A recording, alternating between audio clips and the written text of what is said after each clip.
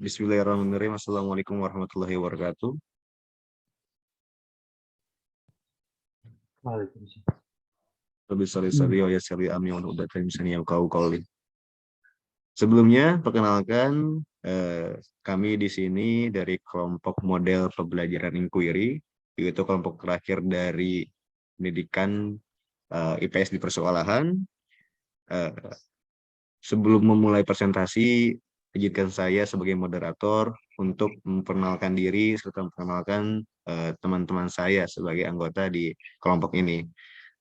Baik, yang pertama, perkenalkan nama saya Muhammad Tegar Fadila sebagai moderator di kelompok ini. Lalu ada saudara Muhammad Hamad Segraha sebagai pemateri, ada juga Ahmad Ihsan Subagia sebagai pemateri, ada Muhammad Nova sebagai pemateri, ada Rahmarina sebagai pemateri, dan Ervina Mahari sebagai pemateri. Baik, mungkin langsung saja kepada materi yang pertama yang akan disampaikan oleh saudara Ihsan Ahmad pertama. Ahmad Ihsan Subagia. Saya persilahkan. Baik, selamat pagi semuanya. Bismillahirrahmanirrahim. Assalamualaikum warahmatullahi wabarakatuh. Salam sejahtera bagi kita semua. Shalom, Om Swastiastu, Namo Buddhaya, dan salam kebajikan. Yang slide pertama ini ada inquiry. Pada pembelajaran inquiry learning adalah kegiatan pembelajaran yang memfasilitasi peserta didik untuk mengajukan pertanyaan, melakukan penyelidikan atau pencarian, eksperimen atau penelitian secara mandiri untuk mendapatkan pengetahuan yang mereka butuhkan. Dalam model ini, peserta didik diarahkan agar dapat mencari tahu sendiri matan atau investigasi. Jadi, model pembelajaran inquiry ini bisa disebutkan juga adalah model pembelajaran dengan sistem peserta didiknya. Lalu pengertian menurut para ahli. Di sini tertulis menurut W. Gulo, pembelajaran inquiry berarti suatu rangkaian kegiatan pembelajaran yang melibatkan secara maksimal seluruh kemampuan siswa untuk mencari dan menyelidiki secara sistematis, kritis, logis, analitis, sehingga mereka dapat memutuskan sendiri penemuannya dengan penuh percaya diri. Gulo dalam Anam Khairul 2017 halaman 11. Oke, terima Slide kasih pertama kepada sudah saya saudara. bacakan, Pak Moderator.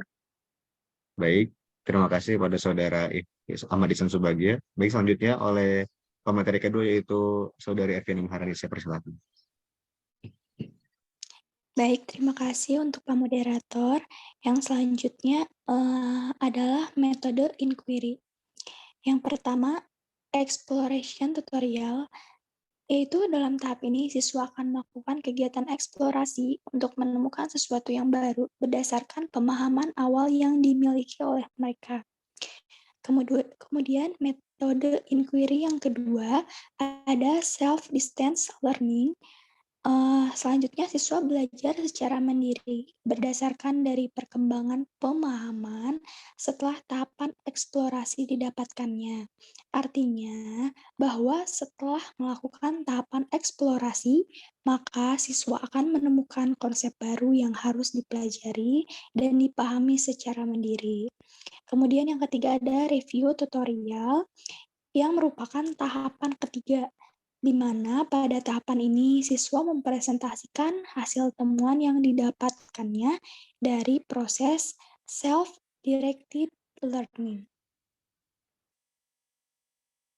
Slide selanjutnya.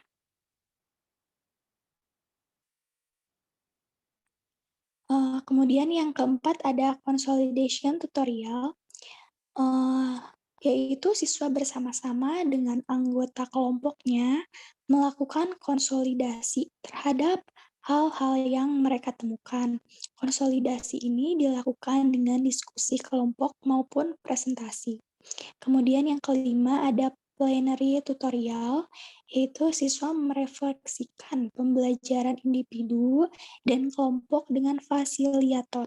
Dalam tahapan ini, penguatan diberikan oleh fasilitator pendamping yang memberikan pembimbingan pada saat proses pembelajaran berlangsung.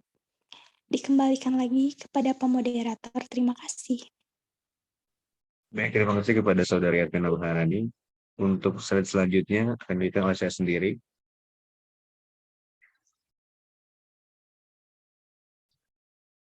Baik.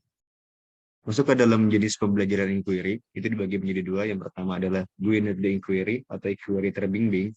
Jadi di sini peran guru dalam melaksanakan proses pembelajaran, terutama pada proses penyelidikan amatlah besar. Guru berperan menentukan topik penelitian yang akan dilakukan, mengembangkan pertanyaan-pertanyaan yang terkait dengan topik yang akan diselidiki, menentukan prosedur atau langkah-langkah yang harus dilakukan oleh peserta didik, hingga membimbing peserta didik dalam menganalisis data. Jadi dalam guide inquiry ini, guru sangat terfokuskan untuk membimbing siswa-siswinya dalam pembelajaran, baik dalam kelas maupun di luar kelas. Dan tentunya fokus hingga prosedur yang dibuat adalah sesuai dengan apa yang guru perintahkan untuk mendapat hasil yang tentunya sesuai yang diharapkan. Yang kedua itu open inquiry atau inquiry terbuka. Pada tipe ini, guru hanya berperan sebagai fasilitator dalam proses pembelajaran. Sejauh yang diminta oleh peserta didik kemudian diberikan kebebasan dan inisiatif dalam memikirkan bagaimana akan memecahkan masalah yang dihadapi.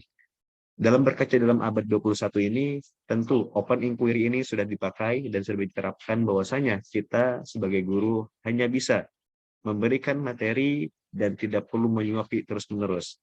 Maka open inquiry ini menjadi metode paling utama yang dilaksanakan oleh siswa-siswi di persekolahan. Baik, mungkin selanjutnya akan dilanjutkan oleh Saudara Ramadhan. Silakan. Baik, terima kasih Pak Moderator atas tempat dan waktunya. Yang selanjutnya di sini ada kelebihan model inquiry. Yang pertama, dapat membentuk dan mengembangkan self-concept pada diri siswa, sehingga siswa dapat mengerti tentang konsep dasar dan ide-ide pokok dengan lebih baik. Selanjutnya, membantu dalam menggunakan ingatan dan transfer pada situasi proses belajar yang baru. Mendorong siswa untuk berpikir dan bekerja atas inisiatifnya sendiri, bersikap objektif, jujur, dan terbuka. Selain itu, juga mendorong siswa untuk berpikir inisiatif dan merumuskan hipotesisnya, memberikan kepuasan yang bersifat intrinsik, selanjutnya situasi proses belajar menjadi lebih merangsang. Terima kasih, sekian dari saya. Baik, terima kasih pada Saudara Ramayinaldi. Selanjutnya dilanjutkan oleh Saudara Muhammad Noval. Kekurangan model inquiry, kesulitan pengontrolan kegiatan dan keberhasilan peserta didik. Model pembelajaran inquiry sulit dilaksanakan karena terbentur dengan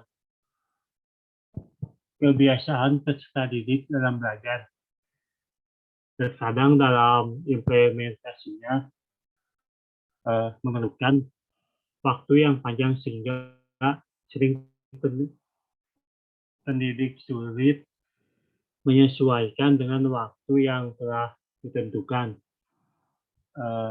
Selanjutnya ada selama kriteria keberhasilan belajar ditentukan oleh kemampuan peserta menguasai materi pelajaran, maka model pembelajaran ini akan sulit diimplementasikan. Sekian. Baik, terima kasih kepada Saudara Muhammad Noval. Mungkin ini adalah slide terakhir dari PPT kami. Di tangan sampai bersih, cukup sekian dan terima kasih. Mohon maaf jika masih banyak kekurangannya. Wassalamualaikum warahmatullahi wabarakatuh. Waalaikumsalam warahmatullahi wabarakatuh.